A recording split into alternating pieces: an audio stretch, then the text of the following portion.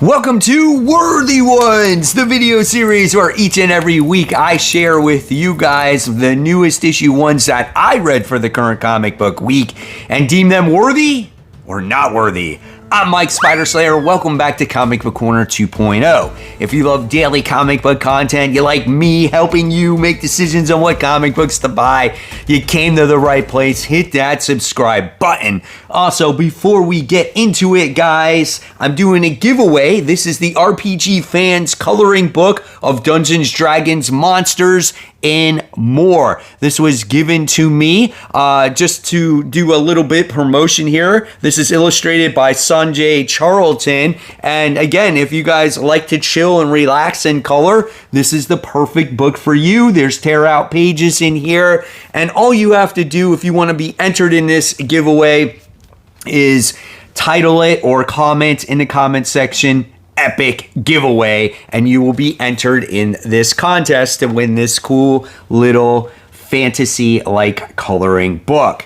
So with that being said, guys, let's go ahead and let's get started with this week's episode. The first book we are talking about is Spawn: The Dark Ages issue 1. It's 24 pages for the price of $4. Now, originally I wasn't going to pick this up, but it's Liam Sharp who's writing it and does the artwork in it. And when I opened it up at the comic shop, I'm like, man, this book looks like $1 million. The characters look awesome. I love how dark and gritty it was. And it just reminded me of like Conan. And like I said in the past, I've never been a Conan fan, but you guys really got me into Conan and said, Mike, you got to read this. So I'm like, okay, well, I'm going to give this a try. And it's the Spawn universe, right? And I was like, the characters look interesting and whatnot. And then as soon as I started reading it, though, there was just so much terminology that was being said in this book that I couldn't quite understand it, and it literally took me out of the comic. So this one, unfortunately, was not worthy. If there's stuff in here that I can't understand, right, it's kind of like, it's going to be hard for me to get into the story. It seemed very confusing. I didn't know who character was what and what they were fighting for. There's different factions and things like that, and it just wasn't my cup of tea. And when I'm sitting there reading it going, man, am I that dumb that I don't understand the meaning of some of these words or the terminology? Well, go figure. You go to the back of this comic book, right, and there's a glossary. So when you have a glossary and it needs to tell you the meaning of certain things that are said in this comic, I'm like, okay, well, yeah, it makes sense why it's hard to understand, because it takes place at a different time, and it was just not there for me, right? So yeah, at the end of the day, I'm going to give this one a D. I think the artwork was absolutely spectacular, but the story itself, it was so hard to understand and so many different things going on. Just not my cup of tea. Ferocious. This is issue 1, published by Mad Cave Studios. It's 32 pages for the price of $5. This one's written by Luke Petrowski, and the art is done by Emmanuel Ekralani. Now, when it comes to the artwork in this book, I liked it. I thought it was pretty good. You know, we got the main character in here is a little boy, and he is actually just wandering around, and he comes across a whole bunch of dead warriors, and I think they're known as the Feral, right? And he comes across this one dragon-like lady, and supposedly they're the enemy. They're the bad guys. And when this kid comes across one of the Feral actually follows him to his town, and this thing, which is a female, starts wreaking havoc and killing everybody in the entire town. So this boy holds himself responsible for all the people getting killed because he's the one that kind of lured it into this town. So now he's taken it upon himself to get revenge, and I don't know how he's going to do it because this beast seems very formidable. Now, when you get to the end of this comic book, it takes a little bit of a twist, right? This interaction that comes between this feral creature and a little boy is actually pretty entertaining. And I thought this book was actually worthy. Yeah, it was a pretty solid book. Now, it was a very quick read. It literally took me maybe 5 minutes to read this book. Not a lot of in-depth story, but I don't think it needed to have an in-depth story or a lot of dialogue to tell what was going on, right? It was pretty straightforward, and I appreciated that. So I am interested to see how the story continues to develop going forward. So I'm going to wind up giving this one a B-. Listen, it wasn't the best thing in the world that I read, but it was entertaining, and it does leave me intrigued on how this relationship between this creature and this boy can continue to develop. Nova Centurion. This is issue 1. 32 pages, $5. We haven't gotten a Nova comic in quite some time. It's written by Jed MacKay, which is pretty decent writer. Art is done by Alvaro Lopez. Now, here's what you can expect from the artwork. I think it's a pretty decent job, right? We get to see some cool cosmic stuff in here. I probably would have liked it to be a little bit more detailed, right? Big panels, flashy pages. Again, not a bad looking comic. You get to see all kinds of different alien races in the book too. So yeah, I think it did its job pretty good. Again, it wasn't the most stellar artwork I've ever seen, right? But nevertheless, it did its job. So in this book, I was very hot and cold with this. I was like, oh, I like Richard Rider, but I'm very curious like where they're going to go with it, right? So in this book, we wind up getting to see a cool opening act here where Richard Rider kind of saves this this spaceship from being sucked up in a black hole. I thought that was kind of cool. And he's in desperate need from some money. So he's like, hey guys, for helping me, how about some credits? That would be great. And the aliens are just like, nope. So I was like, oh, that's kind of cool. And then you wind up getting to see Richard Rider team up with Pip the Troll to do these jobs, right? And then Pip the Troll's like, yeah, you know what? I'll take 10%. I'll be your hiring manager. So there was some cool comical moments in there. I like the little nod to the New Warriors because you get to see Richard Rider wearing this New Warrior hat from back in the day when he was on the New Warrior. So that was kind of cool.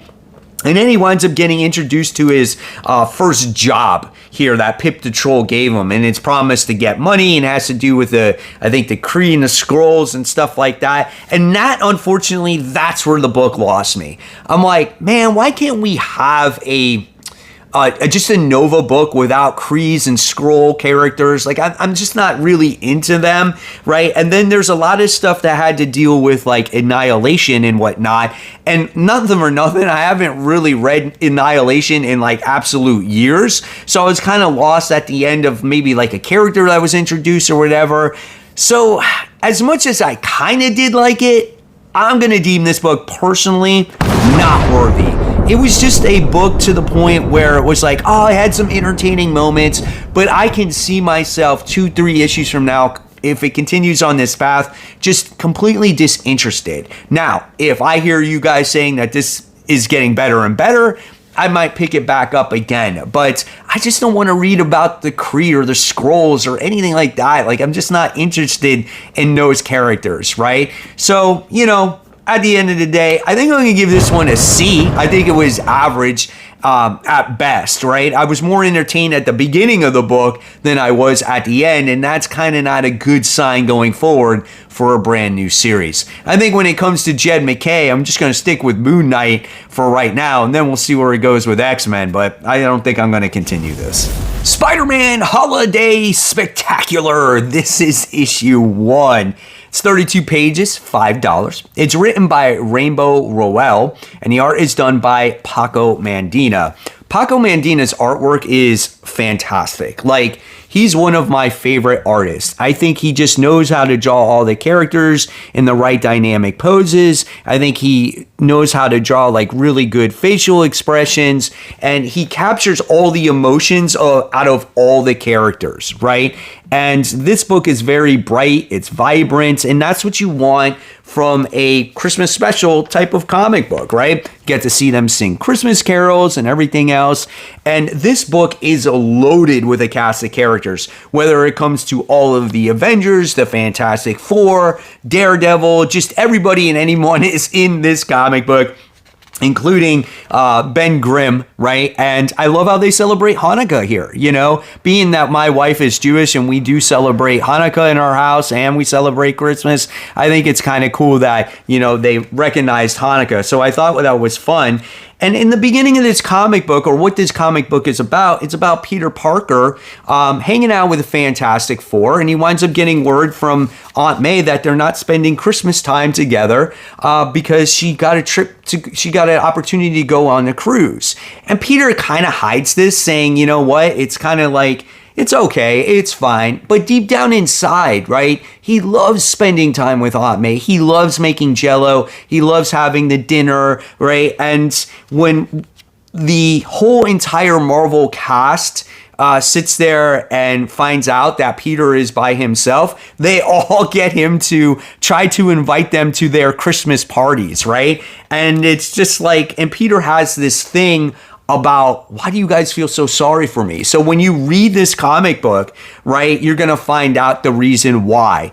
And I thought this book had a lot of heart and a lot of emotion, and Rainbow did a very good job at capturing who Peter Parker and actually a lot of the Marvel characters actually are and what a Marvel comic can be, you know? So this book was very much, in so many ways, absolutely worthy. This is a perfect book to get you into the mood of the holidays, and I felt this was a way to do a one-off type of special for the holidays, right? A lot of the times we get always these anthology books, and sometimes I'm fine with a special that just has one story, one writer, so they can tell their story. This book was so good. I'm giving it an A+.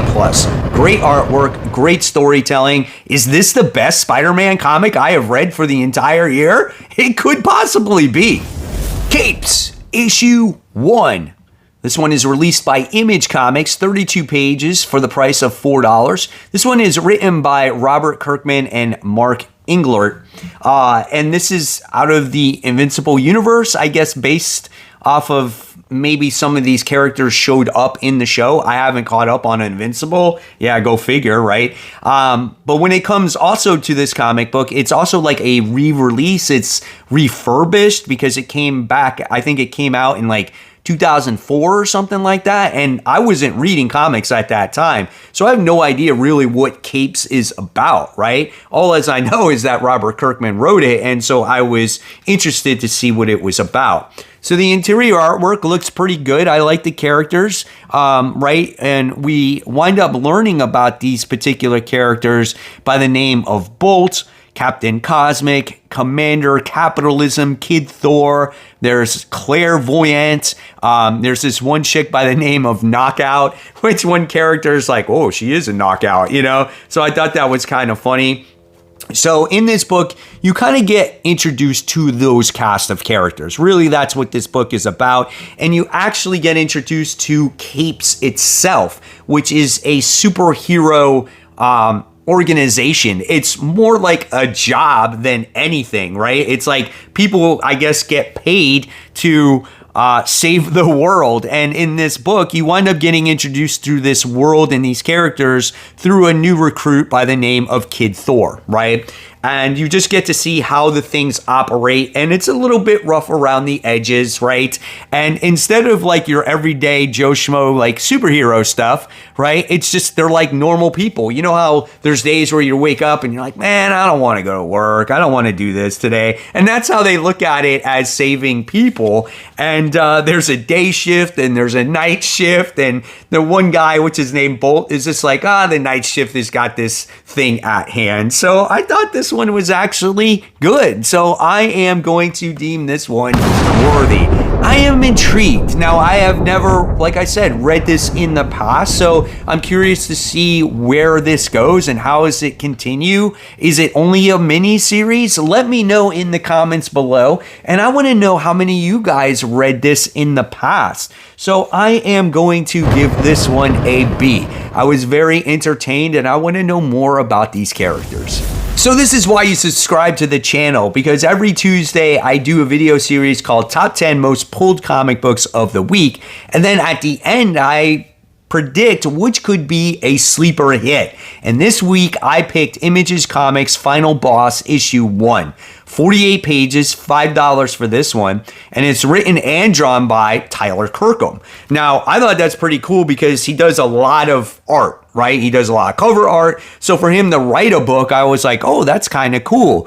And you do get great artwork in this book. I think at times, you know, when it comes to the pinup pages, I think it really shines. When it comes to the action in this book, I think it really shines. And this book is very much describes itself as a 90s-esque type of comic book. Big guys, big fights, right? Not a real in-depth plot. I compared it to a 1990s side-scroller video game, but this is more like a 1990s fighting game like Mortal Kombat, right? There's a lot of stuff that goes in here. This page right here is probably one of my favorites, where you get these two squaring off against each other. You get to see all the statistics for the characters. And I thought that was just really, really awesome right there. I mean, it's great. That's when the artwork really, really shines in this book.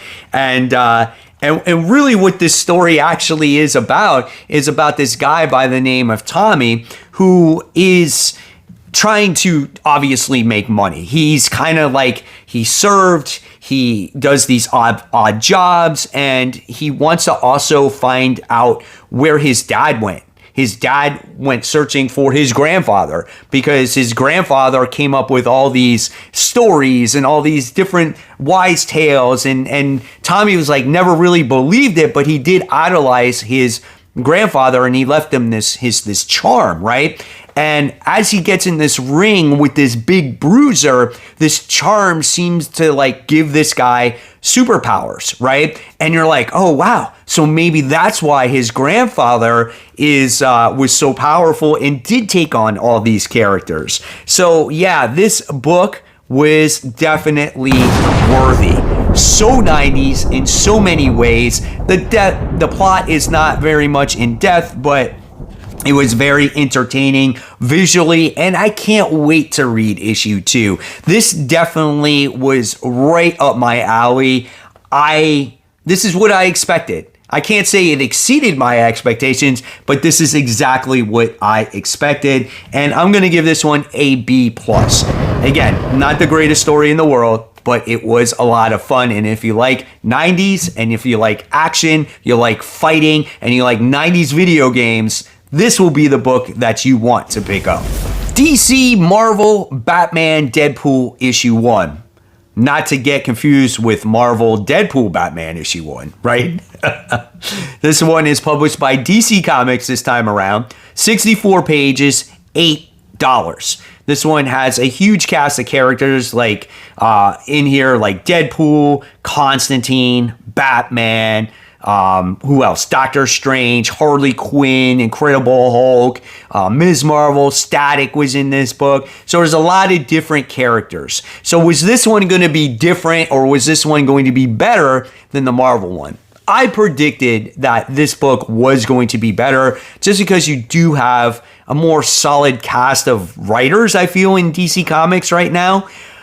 But again, I did not have high expectations for this because we already just got this in Marvel. And what made it a little bit worse is that we already got a Deadpool and Batman story in the Marvel side, and we get another Deadpool Batman story on the DC side. And I wasn't freaking excited for that.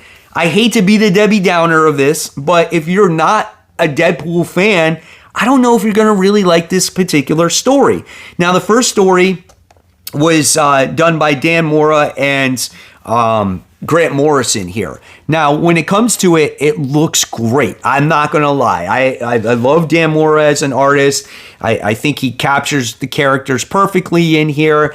And the one thing that you really notice in this side of things when it comes to DC, every person in this comic book, or every writer, has written both for DC and Marvel, right? So Grant Morrison wrote X-Men. So there's Cassandra Nova in here, right? And he also wrote Batman. So that's why he writes the Batman story in here, okay? So you wind up getting that. This story, it is what it is. It's all weird. It's all crazy, right? That's Grant Morrison for you. If you like Grant Morrison, you're going to like this. If you like Deadpool, you're going to like this. There were some cool moments in here. I'm not going to lie, of some mashups of characters, right? Pretty decent. Now, the next story had to deal with Constantine and Doctor Strange in here. Seeing these two interact was kind of cool. So if you're a Constantine fan, if you're a Doctor Strange fan, again, you're going to like this. I think this thing all depends on if you're a fan of these particular characters or not, if you're going to really like this comic book, right? It is a great thing. Don't get me wrong.